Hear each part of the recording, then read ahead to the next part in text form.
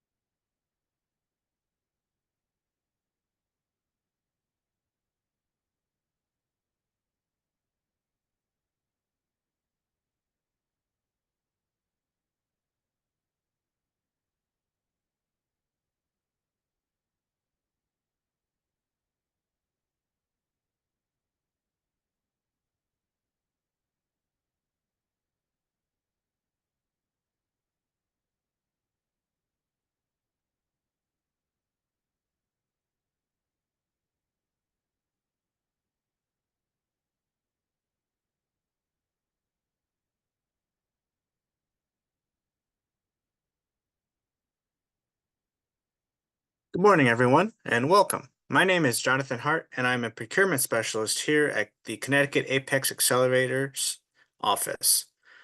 Today, we'll be conducting a webinar, a step-by-step guide to registering as a veteran-owned small business. This will be co-presented by Dr. Shana Nicholson and the videos with Govology. So, a little introduction to who we are.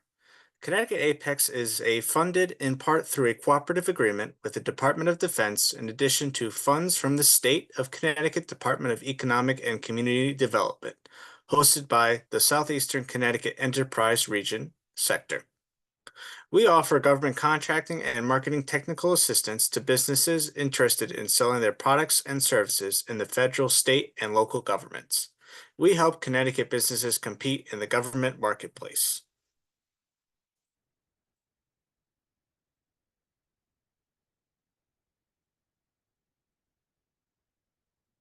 There we go. Here is how we assist you in government marketplaces. We, as the Connecticut Apex, offers the following many services at no cost to the business owner. We deal with federal, state, and local government contracting laws, policies, and procedures. We really emphasize in assisting businesses with obtaining their socioeconomic certifications, like their service a veteran-owned small business, service disabled veteran-owned small business, and many other socioeconomic certifications, as well as many other services, as you can see here.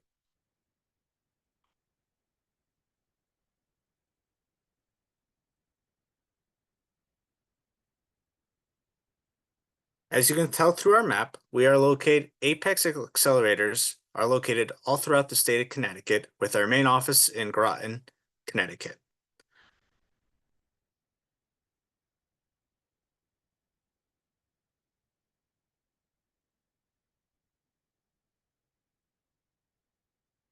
You are free to follow us at our Connecticut Apex Facebook and LinkedIn sites, as well as visit our website at ctptech.org.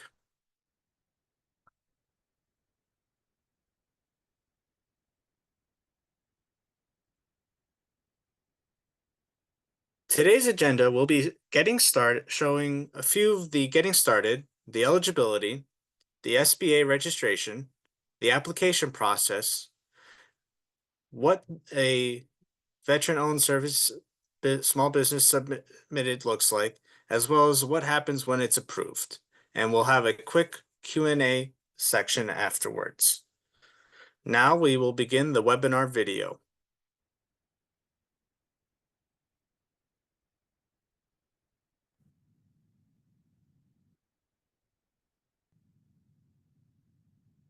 How do we get started? Preparation is key. As we move through the registration process, you'll understand more thoroughly why I say have all your documents scanned and ready and your workspace set up to make this process so much easier. I recommend you have a dedicated computer or laptop that doesn't have Teams and everything else up while you're doing this, a stable internet connection so you don't lose progress mid-application process.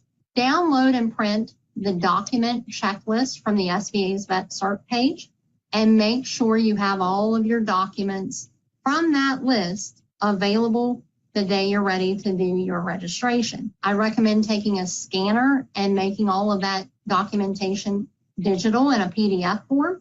Make sure you have the extra documentation from that list. Have a printer in case you need to print validations, emails, information. Have a set business email. Utilize a good PDF software and a signature software. And there are all sorts of signature softwares online. I like PDF Filler. There's some other ones. ADP does it. Adobe has a signature software. But have your documents scanned into an electronic file on your desktop. It will make this entire process go much easier. So what business documentation do you need?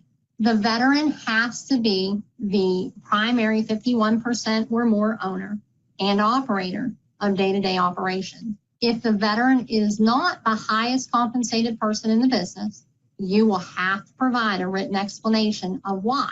Are they paying subject matter experts more? Is there someone who's actually doing the work and the veteran's not self-performing? But part of this SBA registration and oversight is verifying that the person with the set-aside eligibility is actually the one owning, operating, and making large business decisions. If the business has a franchise agreement, you'll need those as well.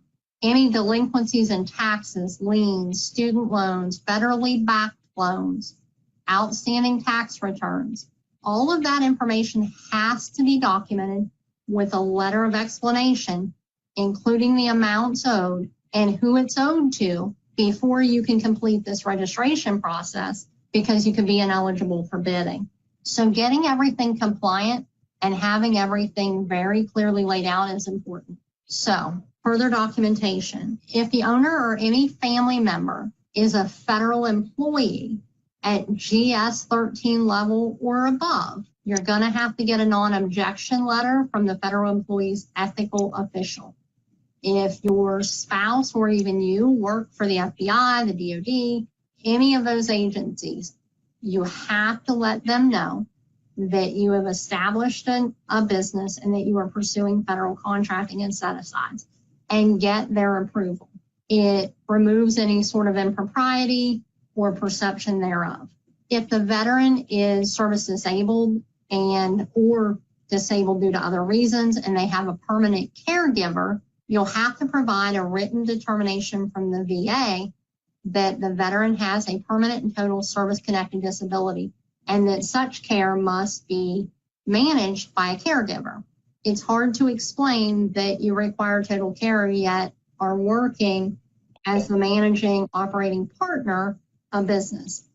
If the business is owned by a trust, you have to provide all of the trust agreements demonstrating the revocability and that the veterans are the grantors or trustees and the current beneficiaries. There is not eligibility for any other type of trust, but we'll get more into that shortly. So what types of businesses can be registered? Well, first of all, for your veteran-owned certification, you have to provide all sorts of documentation, how your business was established, and clear lines of communication and ownership through a hierarchy structure. If there's more than one owner, the veterans have to be at least 51% owned and controlled of this business. So The different types of structures that you can utilize for this set aside are LLCs, corporations, partnerships, or sole proprietors. So what documentation is needed for this registration? As a sole proprietor, you'll need your IRS filing with your TIN number, correct name, and EIN.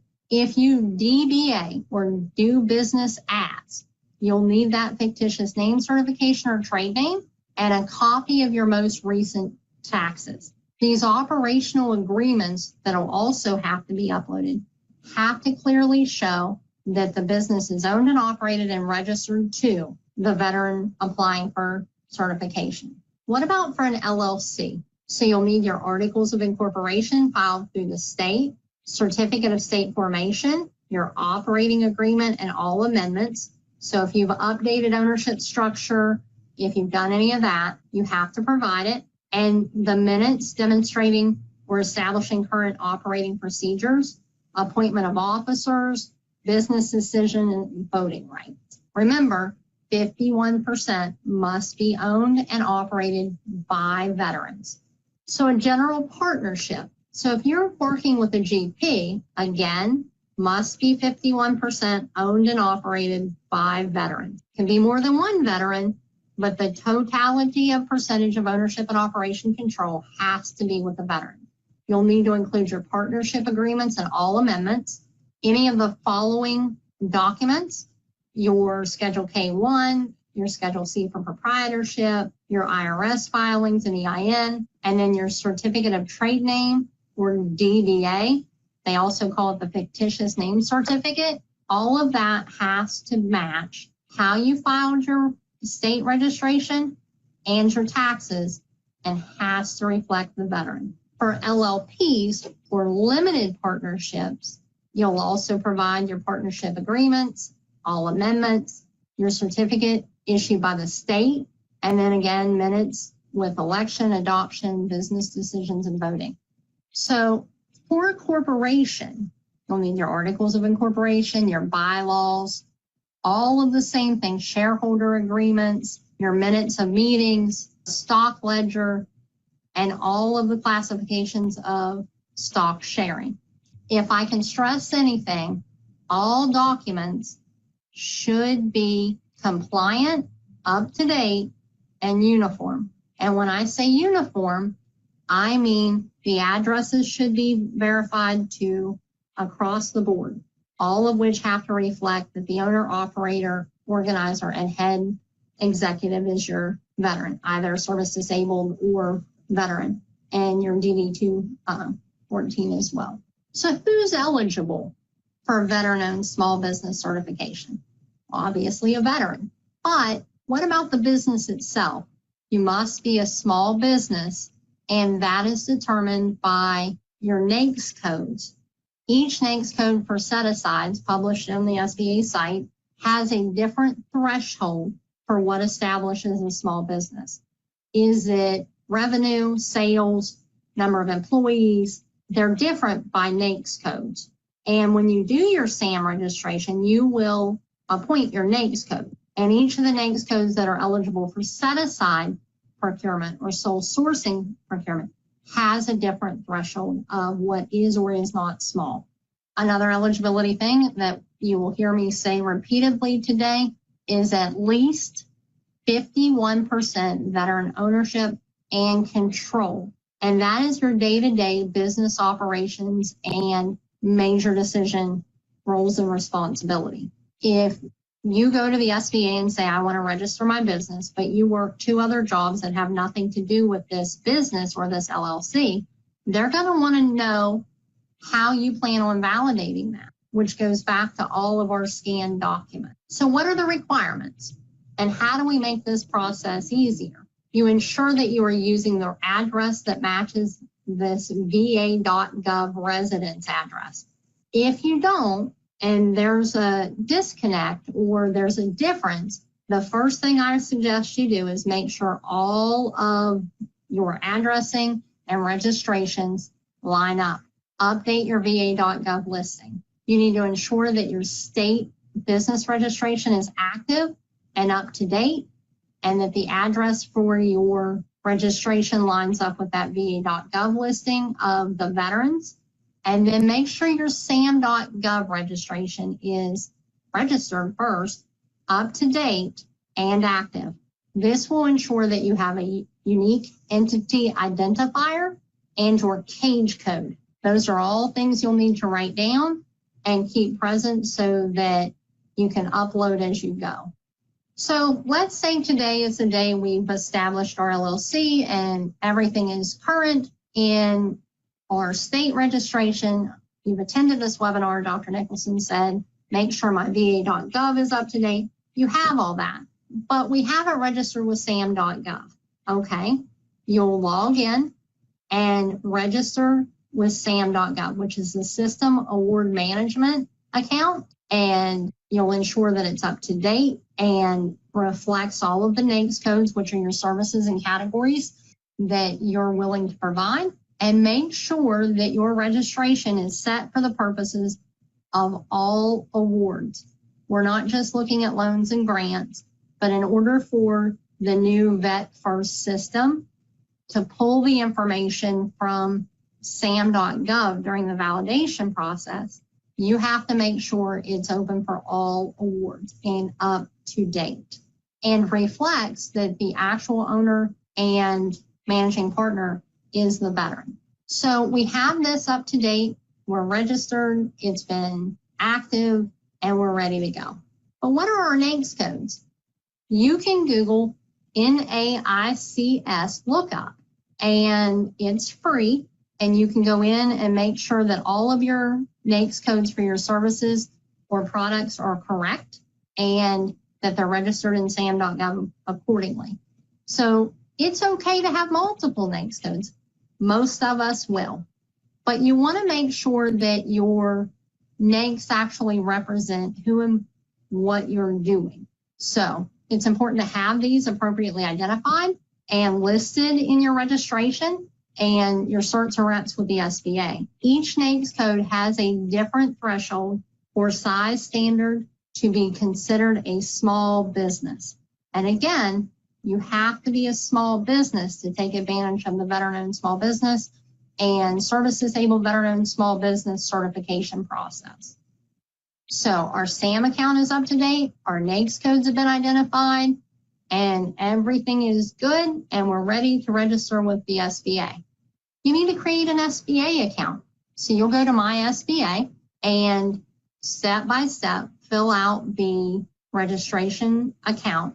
Now SBA is going to a single sign-in. If you already have an SBA account, you will be able to use that for their loan programs and all of their certification programs and validation now moving forward. But if you don't have an SBA account, this is where we'll start. The landing page hyperlink is in our handouts, and you will take the time to make sure it lines up with your state and sam.gov registration. You'll input your phone number that you want to use, and all your SBA registrations should line up with the sam.gov and your state registration to prevent further confusion. So you're going to use the same credentials from My SBA login for all other SBA registration. You're going to input your personal details, including your date of birth and the social security number. And if you have or have had in the past any open SBA loans, this is where you will input that. And if you need any help with this registration, you can reach out to your local SBA advisors or call your Apex Accelerator counselors, formerly PTACs. You're going to set up your security questions and make sure that you write it all down and keep it somewhere safe so you remember how you answered each and log in. So once we've done all of this, you've got a single sign-in. You'll also use login.gov from your SAM account when we move further through this. Now that you have your My SBA account set up, you will then start your application process. We're going to create our SBA Veteran Small Business Certification application. If you don't have your account, and you're just going straight through this. You'll go to veteran.certify.sba.gov and you'll start your application. You'll log in to your SBA account in this upper right-hand corner, and we're going to request a new certification. So this is the landing page for requesting a certification. And all the new women-owned small business, 8A, Hub Zone, we all hit the same landing page. So we're going to view certification request /request, and we're going to start a new application. We're going to manage representative by adding or removing a representative as required. So for today's purposes, we're going to register as the owner, as the veteran for this process. So we'll click where the arrow is and hit manage, and then we're going to start our application. So our certification application, well, we haven't started it yet, so now we're going to ask for one. There will be a questionnaire and document requests to be sent out to the owners or their representative. These representatives we registered earlier, and your application will be completed when all requests have been fulfilled. So all of the emails and registration stuff that I mentioned previously that need to be concurrent and cohesive, someone will have to monitor that email, preferably the veteran or the registrant, because there will be lots of communication back and forth if they need further information, and all of which is time sensitive. So you want to make sure it's not going to a spam folder. So now that we have all of that in line, we're going to get started. So this page is our process and disclosures tab. This screen provides you with the disclosures and the step-by-step process for this application submission, how it will be reviewed, and the certification process. Read each section thoroughly before accepting it. Now, I asked you to print out all of the checklists and make sure that your documents were beside you and scanned in so that we can make this a much more streamlined, less stressful process. This will also ask you to do the same. Review each step and make sure you don't have any questions.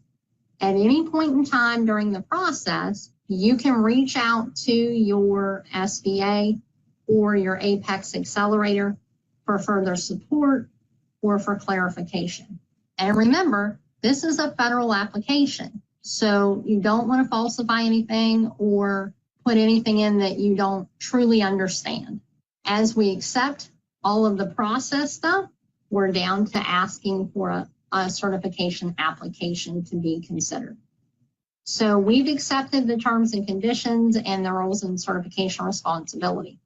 It will move us to About Your Request tab. This screen is about who's making the request. Does the veteran have to be the one to register? No, but they have to know that it's being done. So if I'm the veteran, and for today's purposes, we'll register as the veteran of the business, I'll click the little veteran icon and establish my role. Understand, and hear me when I say, SAM registration is free. You do not have to pay any company, third party. Your Apex accelerators don't charge for the support. The SBA doesn't charge for the support. There is no cost associated with registering for SAM.gov or for the SBA. This can be done free of charge, and you're going to get a ton of emails saying, oh, you need to update this. Those are vulture emails and not necessary. So we're going to click Veteran Owner, and this is our role for this registration. But can your admin assistant register on your behalf? Yes. Should they? Probably not. But it is allowed, and you'll provide clarification through the process and sign a validation letter if they do. It's not wrong to have someone register it on your behalf, but you will have to verify that you are aware, and you'll have to sign the ownership validation documentation. But for today, the veteran is going to be the owner, and that's who we're registering. The next part of this About Your Request, and this is critical, the eligibility reminder. Your ownership structure, the veteran must be, or veterans must be at least 51% or more owner, vested, and operator. They have to be listed. So the second category or second step of the about your request process is establishing the ownership percentage of the veteran. For me, it's a sole proprietor, 100% owner.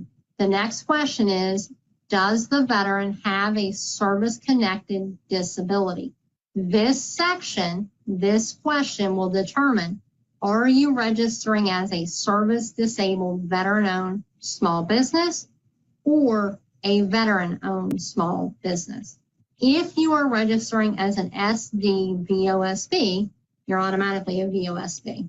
But a veteran-owned small business is not automatically service-disabled, eligible, or registering. So for today's purposes, we are not going to click that we are service-disabled, veteran-owned small business. We are simply stating that we are owned and operated by a veteran. So we'll click no.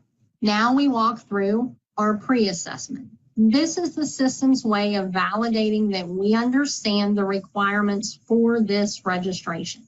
We will again say that we are at least 51% directly owned by veteran, a veteran or multiple veterans. So that's yes. Is he applying business registered in SAM.gov? We already talked about that. We are. And we have our UE, our unique entity identifier, and we've made sure it's publicly viewable and eligible for all awards. Can I register in this system and request the veteran-owned small business set aside prior to getting my UE or cage? You can. I don't recommend it. This is a very step-by-step contingent process, and you can end up tangling yourself up in a semi-purgatory if you don't do it in the order I'm advising you to do it. Can it be done? Yes.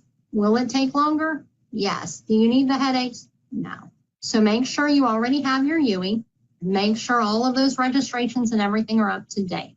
Now, what best describes why you want to be certified? Well, we want to compete for federal and state set-aside contracts, and we could potentially want to do a surplus donation. You can click all of those. So you're going to want to click federal contract set-asides and state at minimum. If you're interested in the surplus program, you can click it too. And you can also register to do for just public community business. I suggest you don't ever write, I don't want to share this information, because it's important that they know and it helps validate. So our business is eligible. And remember when I pointed out that your SAM.gov registration needs to match and be up to date? This new SBA Vet First certification program and portal actually communicates with SAM.gov. So the next step for our business eligibility after we've done our pre-assessment is the page that pulls that information from SAM directly to validate that registration. This can take about 48 hours, and any updates you've made will take about that long for the programs to sync. So this step allows the SBA to pull your SAM.gov registration data into your existing profile with SBA.gov. So all updates to SAM.gov will automatically update. And that way you don't have to keep going back and forth. It's important that you validate and verify every time you update that both registrations align. Now we have to view our veteran eligibility. Click View to add all veteran owners to this tab. Your veteran's eligibility and status will be independently validated through the VA during the certification process. I spoke shortly or briefly in the beginning about va.gov address registration. And although the VA is not managing the certification process, these programs still communicate with each other because the VA is over who is actually approved and considered a veteran, and that's their database. So non-veteran owners are not added to this tab. Can I have 1 or 10 veterans to this? Absolutely, as long as the ownership structure reflects at least 51% veteran ownership and control. Now, Dr. Nicholson, can I be a service-disabled veteran-owned small business and a veteran? Absolutely. But one does not equal the other. But service-disabled veteran-owned small business is also a veteran-owned small business in the registration process. And does it matter if part of your ownership structure is service-disabled, but the other part is not? Not really. But your eligibility is that the service-disabled veteran-owned portion is at least 51%. What about other business owners? The next tab is where we discuss other ownership. So if I'm in business as a veteran and I am in business with a non-veteran, my ownership portion should be at least 51%, as we've said repeatedly, but the total ownership structure must add up to 100%, or you can't get past this page and there's a problem. But the business owners are not the veterans on this page. This is anybody other than. And you have to make sure that the entirety of the ownership structure adds up to 100%. And you'll get a green arrow, as you can see on the right side. But what about our business moving forward? You're going to have to explain the management and controls. Who actually handles your business? And we do that on this tab by allocating our business structure. What legal business structure are you? Remember, we talked about LLCs, sole proprietors, trusts, and corporations. This is where we're going to address that. And then, is your business currently certified by the SBA? If you already have a HUBZone certification or a woman-owned certification, this is where you can click and say, well, yeah, I've already done that. It's not a right or wrong, but it is a required. So if this is our first effort at certification, we type no. Questions in this section are progressive and response dependent. So if I put I'm a foundation with 30 other members and I'm not eligible, it'll stop here and won't let me proceed.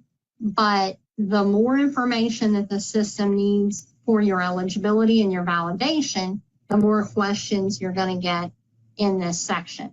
So the business management and control portion of this tab is where you discuss the lines of supervision and authority. Who is in charge? Who makes the actual decisions? The veteran is who, or veterans, have to be the 51% owners and operators. And this is where we validate it.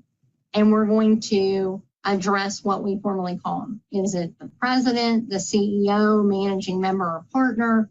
And what is the governance? Because you're going to have to upload the governing document, which again goes back to the downloaded checklist of documents required. I again encourage you to have all of those scanned in to a folder on your desktop, because the next couple of steps in this process become much easier if everything is in order and preparation was done in advance. So what if the formal job title of the veteran that is eligible isn't in your managerial structure? That's a problem and can preclude you from eligibility. So in the beginning, we had to discuss the highest paid member of your organization. Hopefully it's the veteran and that they are truly the managing executive of the business. And this section will explain that and validate that. So we will assume for purposes of this webinar is that the veteran is in the highest compensated person in the business and that they are in the command and control of said business. So how do I tell the government that I mean what I say, and that as a veteran, I am the owner, operator, and responsible for day-to-day decisions? This is where we are going to upload all of the documents required. There is a chance that no documents are required or requested at this stage if you're previously registered, or if you've already done your SBA accounting and the system is just updating a new certification.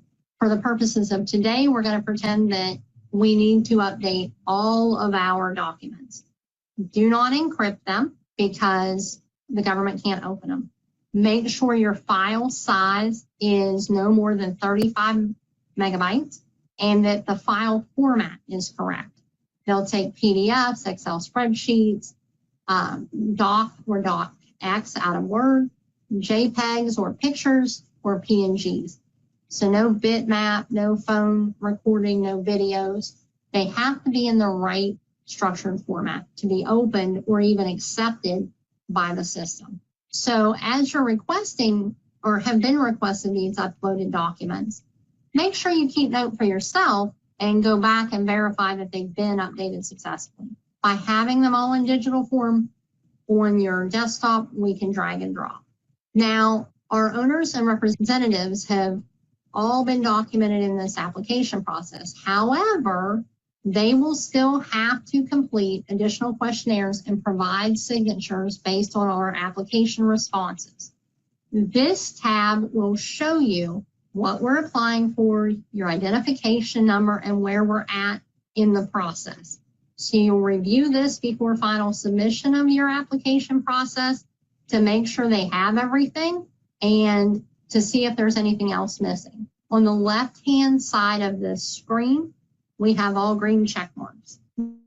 That means we're not missing anything on those tabs at high-level review. So now everything looks right and we're ready to submit. Wait a minute, we have to get signatures, wet signatures on documents to complete for the owner questionnaire. So these parties are required to certify and sign that all veterans owners, individuals with at least 20% ownership, have to verify that they know that this is being done.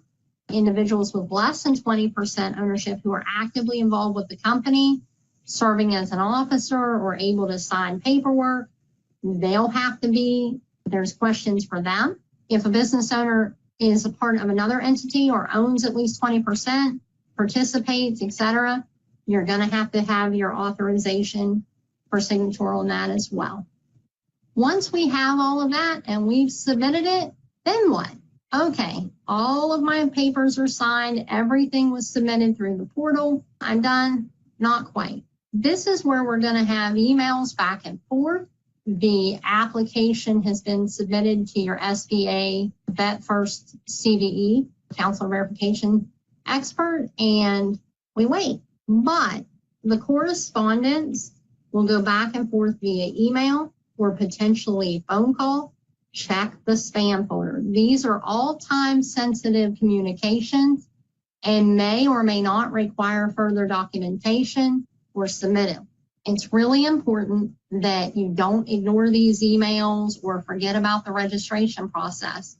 It's important that your documents are uploaded correctly and that you've identified the appropriate contacts for this communication, but check your spam folder.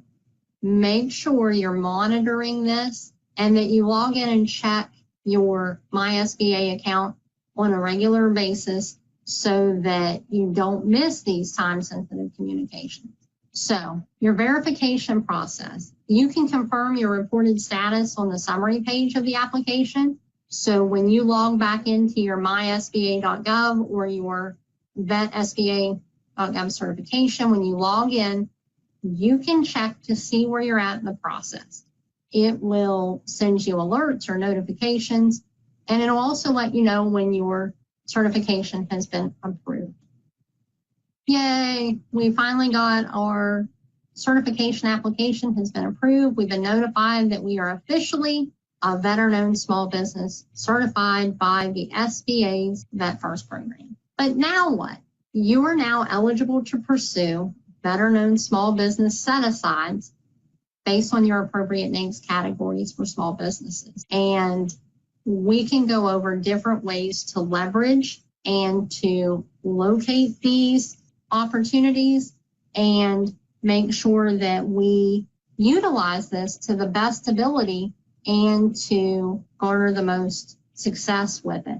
I highly recommend that you wait 48 hours after the certification process and then verify your SAM.gov account is up to date and reflects that you're a veteran-owned small business approved by the SBA or a service-disabled veteran-owned small business, and start bidding. How do I do that? So I've provided you a list of resources that can help teach you and guide you in monetizing your veteran and small business certification.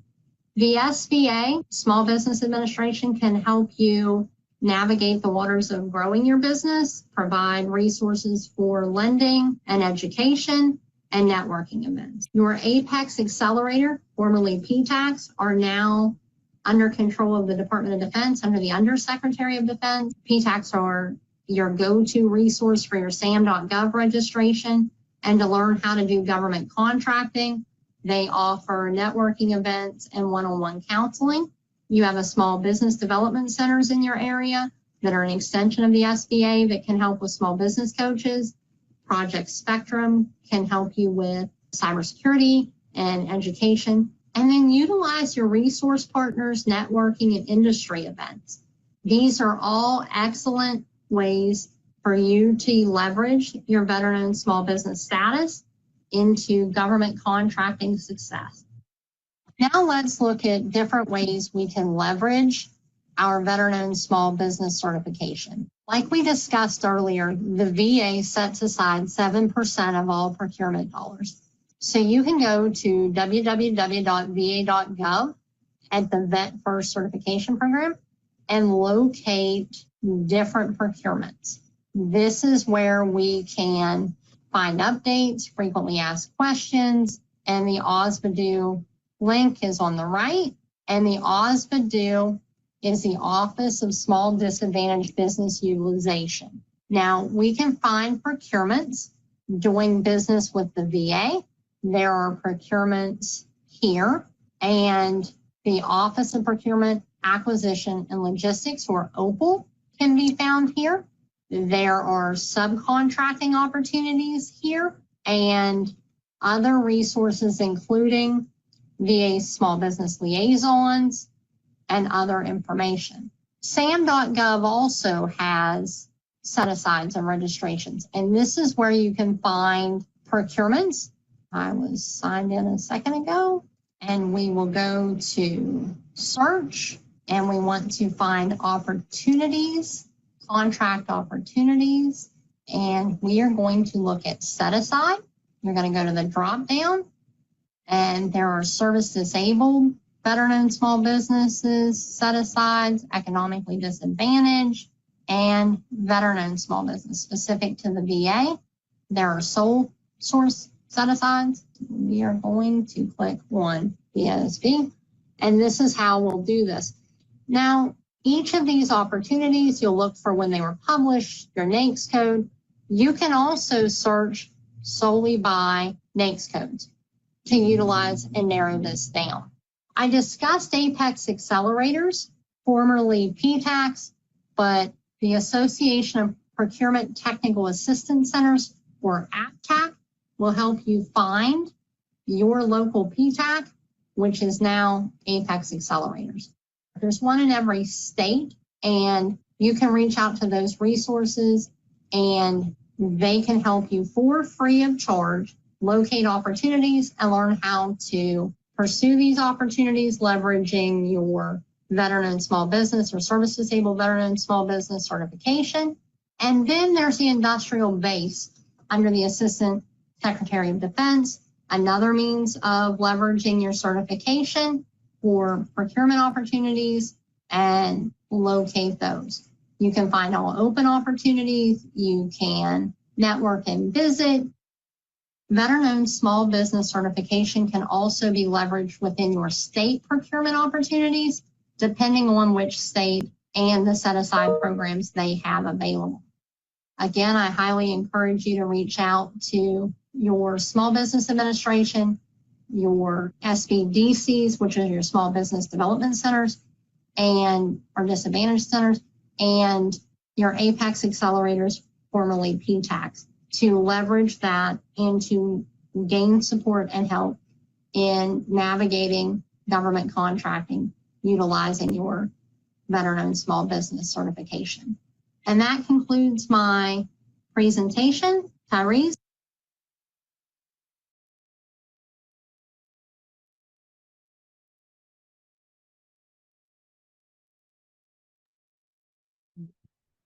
Morning, everyone, again. That was an excellent webinar by Dr. Nicholson, and I believe that was a lot of good information and a lot of good stuff right there. I'd like to give a little pop quiz now, just to reinforce the information that we just gathered from this webinar and have a quick little callback on it. So, what business structures are eligible for the VOSB certification?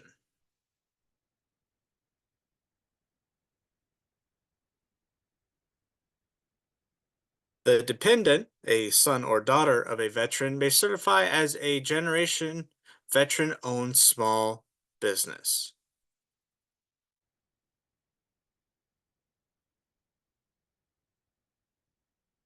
Number 3. What percentage of ownership and management must be veteran-owned?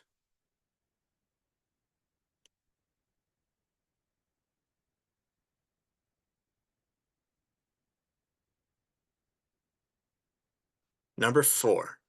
The United States Department of Veterans Affairs still owns the right to certify the veteran-owned small business until March 2028.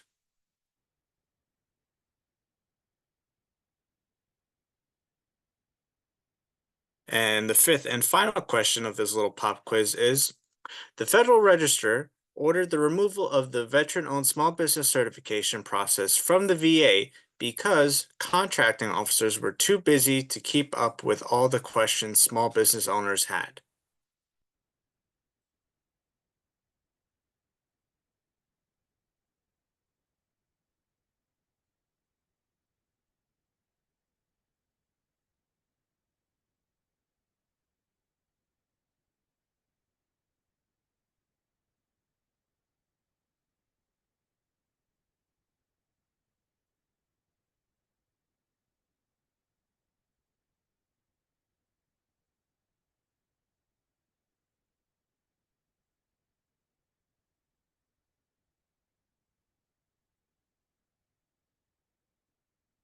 Moving on, we will now begin our quick question and answers portion of the webinar.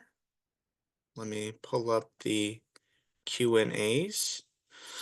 All right, so we have a few already in the chat box, or the question and answers section, I should say. The first question, can the admin for the veteran-owned fill out the information to the veteran-owned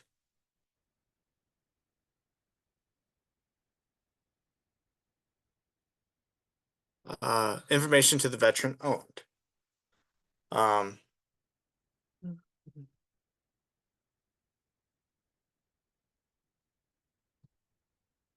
To answer that question,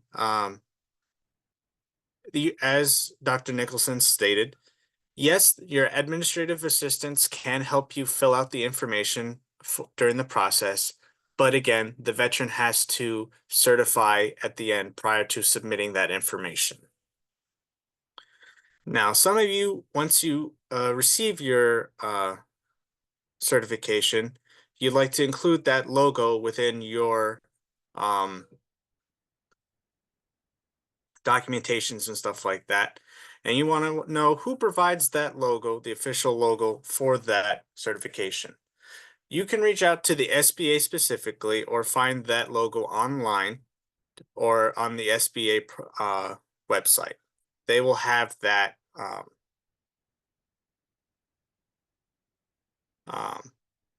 that logo. And the next one here is there a difference between the service disabled veteran-owned small business and the veteran-owned small business certification? As Dr. Nicholson stated before, they are two different set-asides, whereas but they're not the same. So a service disabled versus a veteran-owned, you're both veteran-owned businesses, but service disabled veterans have documentations provided to them, provided from the VA that demonstrates that they received combat-related injuries or along those lines. Final question here is, if I need to upload additional information, where should I upload it? If additional information is required regarding your process or application within to get your veteran-owned small business, the information that's being requested will be sent to you via an email, and we'll provide that information on who to send it to, either directly or when you log into your SBA account or the Vet Connect account. That'll prompt you to upload specific information into the drop-down button.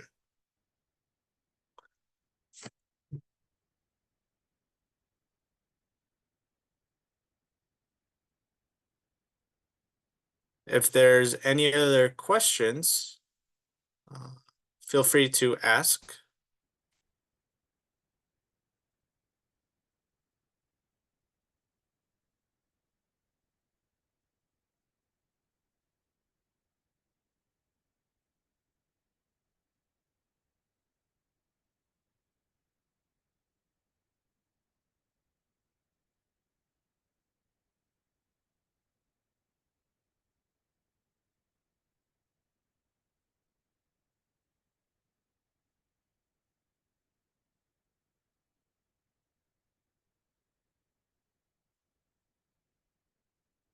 Let's see, is there any more questions? Doesn't look like it.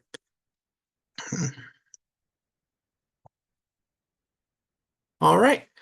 This concludes today's webinar with Dr. Shana Nicholson. As I stated previously, my name is Jonathan Hart. I am a procurement specialist here with the Connecticut Apex Accelerator. My office is in the Connecticut Department of Veterans Affairs in Rocky Hill. You can reach out to me at the email provided, or when you sign up via the web link to our website. Myself or one of my team members will be able to assist you with your contracting needs regarding any sort of certification or what we previously demonstrated and discussed in a previous slide. When you do get a chance, you can visit our website and you can look at our calendar page and see any upcoming events and workshops that you might be interested in. You will also have access to our monthly newsletter that has information regarding various topics when it comes to the government contracting world. And when you're on our website, you will also have access to our training video library that includes this webinar and many other webinars that cover a wide variety of topics related to government contracting, either on the state, local, or federal levels. Thank you very much for all the attendees and the panelists that joined us today. I appreciate you guys coming out, and I look forward to working with you all in the future. Enjoy the rest of your day.